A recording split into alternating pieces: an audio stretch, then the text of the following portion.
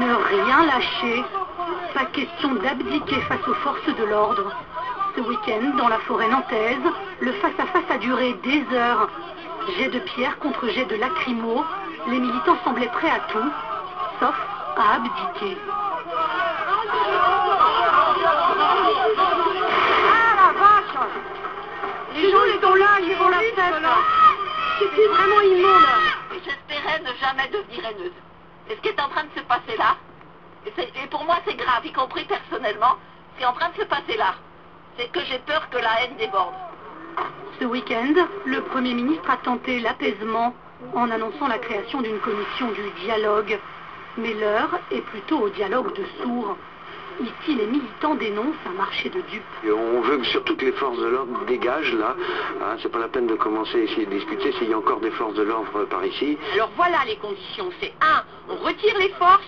2, c'est une commission de discussion sur le fond du dossier, pas sur un verdissement supplémentaire de leur beau projet. Parmi les opposants, la détermination reste entière. Après les destructions, de nouvelles cabanes sont même en construction sur le site de la Châtaigneraie. Eh ben, ça sera un point d'accueil encore et au moins de logement quoi, pour tenir. La lutte est assumée, mais souvent elle reste masquée. Certains se disent altermondialistes ou anticapitalistes. Ils se méfient des médias et refusent souvent de montrer leur visage. On est quand même de plus en plus nombreux, on est toujours motivés pour rester là, et pour reconstruire et pour empêcher la construction de l'aéroport. Depuis ce matin, une quarantaine de tracteurs sont immobilisés et ceinturent la clairière. Objectif, tenir éloignées les forces de l'ordre.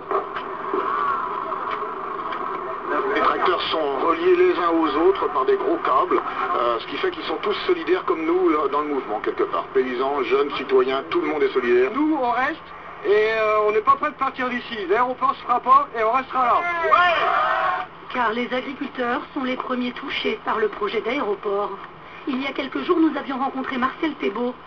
Son exploitation de 65 hectares est directement menacée. Ses terres sont en cours d'expropriation. Voilà, donc la piste va passer de l'autre côté de la haie qui est ici, va couper les haies là, et va passer dans cette parcelle-ci et dans le bois de châtaignier qui est là-bas. En avril dernier, pour s'opposer au projet d'aéroport, Marcel Thébault a même participé pendant 16 jours à une grève de la faim. Alors que la mobilisation grandit, lui reste confiant. On gagne du temps pour continuer à se battre et en tant qu'agriculteur, on gagne du temps aussi parce que si on doit déménager un jour, par malheur, il faut quand même du temps pour retrouver une exploitation, pour faire les déménagements, etc. C'est de l'ordre de 2 ans. Et aujourd'hui, nous, on conduit notre exploitation exactement comme si le projet n'allait pas se faire et nous pensons qu'il ne va pas se faire. Peuple du monde libre, suite au projet de construction sur terrain agricole d'un aéroport à Notre-Dame-des-Landes, un combat qui prend de l'ampleur. Même les Anonymous apportent désormais leur soutien aux centaines d'obstinés de Notre-Dame-des-Landes. par le gouvernement suite au blocage des voies de communication.